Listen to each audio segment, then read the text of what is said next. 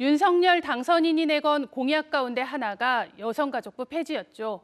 그동안 여가부 사업으로 지원을 받아온 사람들, 한부모 가정부터 학교 밖 청소년까지 우리 사회의 소외계층이었습니다. 시민사회의 반발이 거센 가운데 여가부 폐지가 현실적으로는 어렵다는 지적도 나옵니다. 진태희, 송성환 두 기자가 이어서 보도합니다.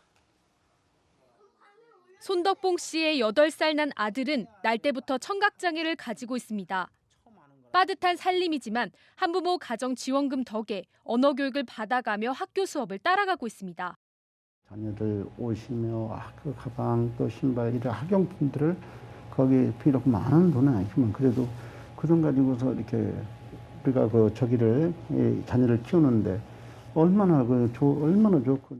다문화 가정이기도 한 덕봉 씨 가족은 여성가족부가 폐지될지도 모른다는 소식에 불안한 마음입니다. 각 동네마다 다문화 센터하고 그 신부들 한국에 오면은 한국의 풍습, 문화, 교육, 언어, 육아, 양육 모든 것을 다 여가부에서 해주고 있어요. 다른 부처는 이관소가 낸다고 해버리면은 이건 할 수가 없어요. 여가부 정책의 수혜 대상은 한부모, 다문화 가정, 학교 밖 청소년 같이 주로 사회적으로 소외된 계층입니다. 올해 여가부 예산만 봐도 전체 1조 4,650억 원 중 80%는 가족과 청소년을 위해 사용됩니다.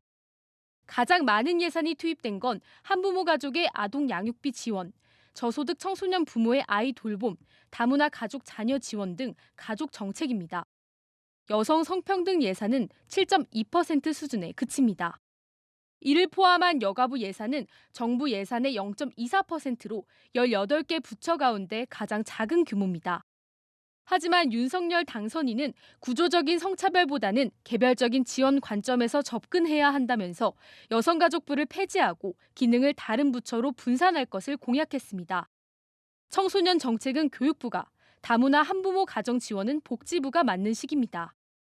당선인 측은 여가부가 폐지된다고 하더라도 기존에 이뤄지던 정책은 유지하겠다는 입장이지만 지원 대상들의 불안감은 이어지고 있습니다.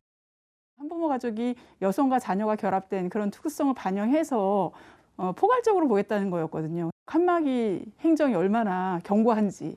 근데 더군다나 부처가 쪼개져가지고 그 업무가 배당이 된다 그러면 이게 그러니까 근본적인 한부모 문제가 해결이 안 된다는 거예요. 여성계 인사와 시민 8천여 명이 모여 성평등 정책 강화를 요구하는 성명을 발표하는 등 시민사회의 반발도 거세지고 있는 상황. 이 같은 우려와 반발에도 당선인 측은 여가부 폐지를 그대로 추진한다는 입장입니다. 하지만 현실적으로 어렵다는 지적도 나오는데요. 이어서 송성환 기자입니다. 대선 직후 국민의힘 선대위 안팎 개선, 일부 대중 영합적인 공약을 걸러내야 한다는 목소리가 나왔습니다. 여가부 폐지 공약 역시 수정되지 않겠냐는 관측이 나왔지만 윤 당선인은 이를 일축했습니다.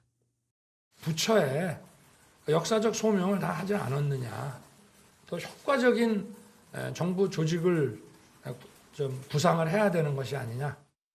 하지만 정부의 의지만으론 실현이 어렵습니다. 정부의 부처를 새로 만들거나 없애기 위해선 정부조직법을 개정해야 합니다. 즉, 국회의 동의가 반드시 필요한데요. 현재 국회 의석수를 살펴보면 이제 야당이 되는 더불어민주당 과반이 훌쩍 넘는 172석을 가지고 있습니다. 결국 여가부 폐지를 위해선 민주당의 동의가 반드시 필요한 상황인데요. 하지만 민주당 여가부 폐지에 반대 목소리를 분명히 냈습니다. 전면 폐지라던가 부처를 통폐합하여서 그 고유 기능을 상실하게 한다거나 하는 것은 결코 동의할 수 없습니다. 이 같은 여가부 폐지 논란, 15년 전 당시 이명박 당선인의 인수위와 닮은 꼴입니다. 당시 이 당선인은 여성부는 여성 권력을 주장하는 사람들만의 부서라면서 여가부를 통폐합하는 내용의 정부 조직 개편안을 발표했습니다. 하지만 여성계 등 시민사회가 반발했고 과반 의석을 차지하고 있던 야권도 반대하고 나섰습니다.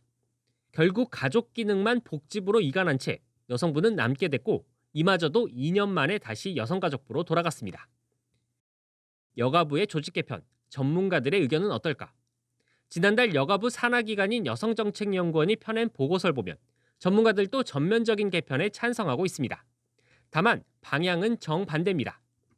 당선인 측이 말하는 소명을 다했기 때문에 조직을 통폐합하는 방식이 아니라 성평등과 저출생 대책 등에 제대로 대응할 수 있게 기능을 오히려 강화하자는 겁니다.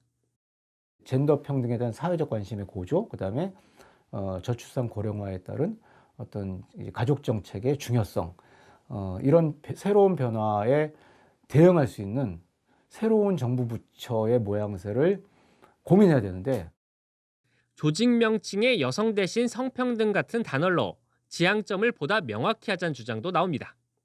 그 부처가 성평등을 지향한다. 그건 굉장히 중요한 가치거든요. 그 여성이라는 이름은 얼마든지 좀 개편할 수 있다라고 봐요. 뭐 성평등 가족부가 될 수도 있는 거고. 인수위가 오늘 현판식을 열고 공식적인 활동을 시작한 가운데 여가부 폐지 문제, 사회복지문화분과에서 본격적으로 논의될 예정입니다. EBS 뉴스 송성환입니다.